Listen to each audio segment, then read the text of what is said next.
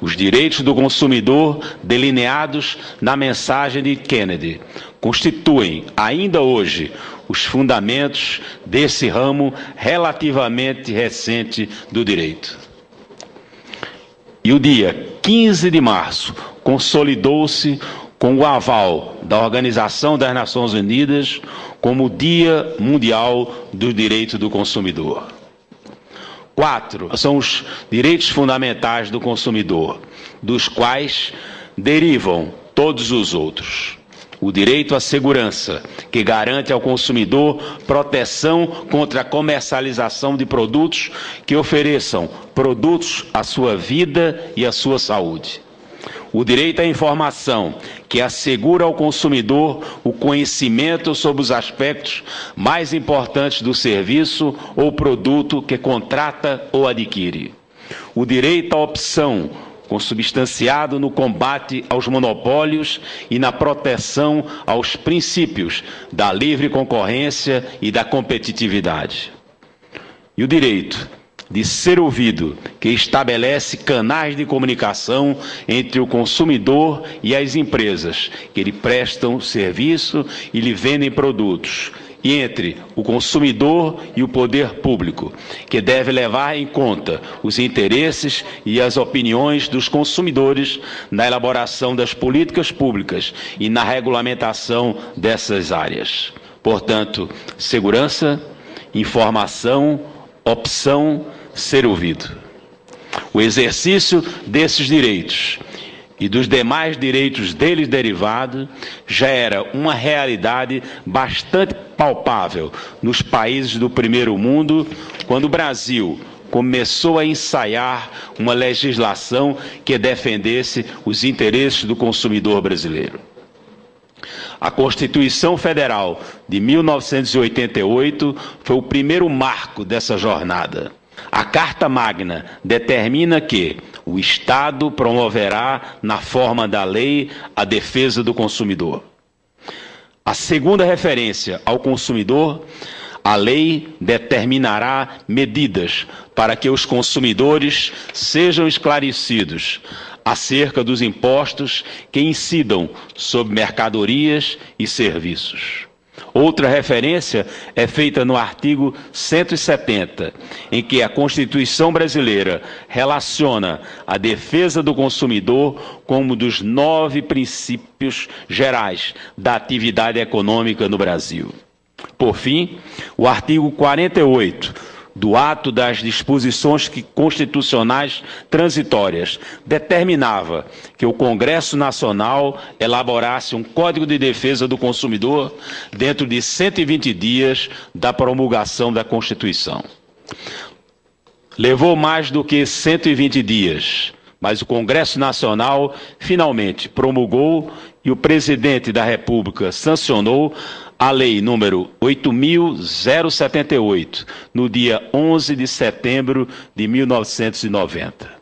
Nascia assim o novo Código Brasileiro de Defesa do Consumidor, um indiscutível divisor de águas no que se refere ao tema dos direitos do consumidor em nosso país. O Código de Defesa do Consumidor, CDC, para usar uma expressão popular, é uma lei que pegou. Nessas 2 décadas de vigência do CDC, o balanço que podemos fazer é, de maneira geral, extremamente positivo.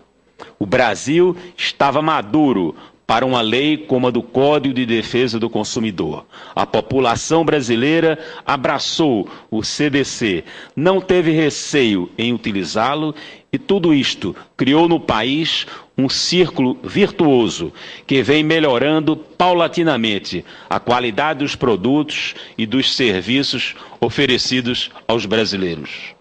Por outro lado, o próprio sucesso do CDC torna ainda mais evidentes alguns dos problemas crônicos que ele tem a missão de combater.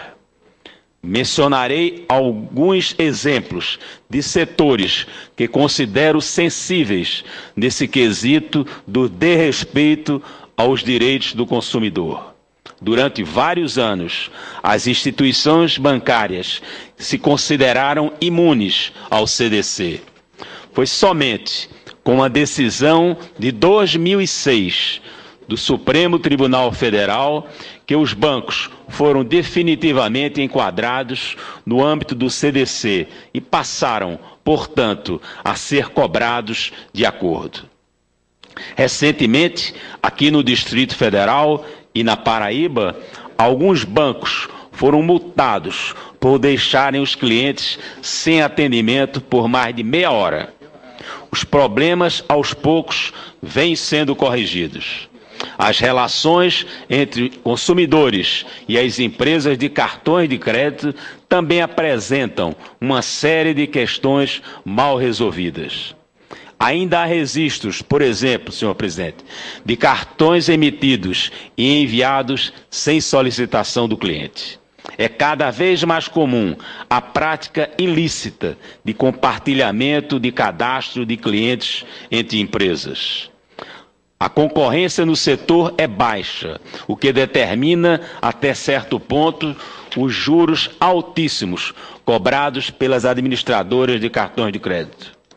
O próprio comerciante, que de certo ponto de vista também é consumidor em relação às administradoras, vê-se constantemente em situação desvantajosa ao tentar negociar suas taxas cobradas pelas empresas.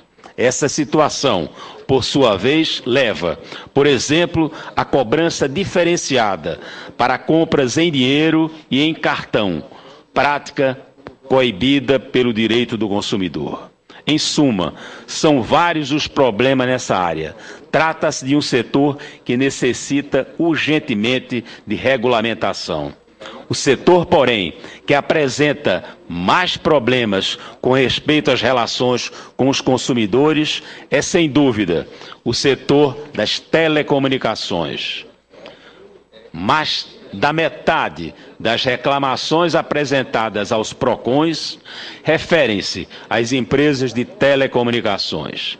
A principal razão para a existência desse quadro é uma combinação de fatores altamente explosiva.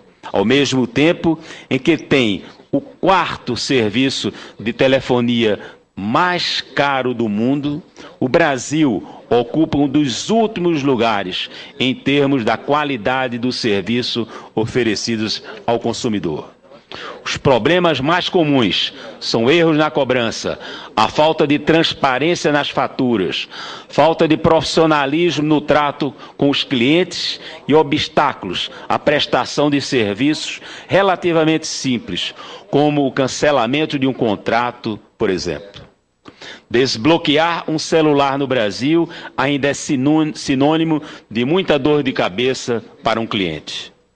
A busca de atendimento é, muitas vezes, frustrante, apesar do advento do decreto número 6.523 de 2008, mais conhecido como a Lei do Saque, que, infelizmente, ainda não surtiu todos os efeitos desejados quase 2 anos após sua publicação. Em resumo, senhoras e senhores senadores, há muito o que comemorar, por um lado, mas há muitos obstáculos a serem vencidos por outro. O que nos deixa otimista é que contamos com ferramentas que funcionam e que vêm sendo utilizadas com bastante competência por aqueles que zelam pelos direitos e pelos interesses do consumidor. A esses agentes, aliás, quero expressar minhas congratulações a todos os que atuam em prol do consumidor brasileiro, nos PROCONs, no Departamento de Proteção e Defesa do Consumidor do Ministério da Justiça, nos órgãos do Ministério Público, na Advocacia Geral da União, nas secretarias estaduais e municipais e, especialmente, nas entidades civis de defesa do consumidor. A todas essas pessoas envio meus cumprimentos pelo belo trabalho que vem desenvolvendo neste campo fundamental do direito da cidadania.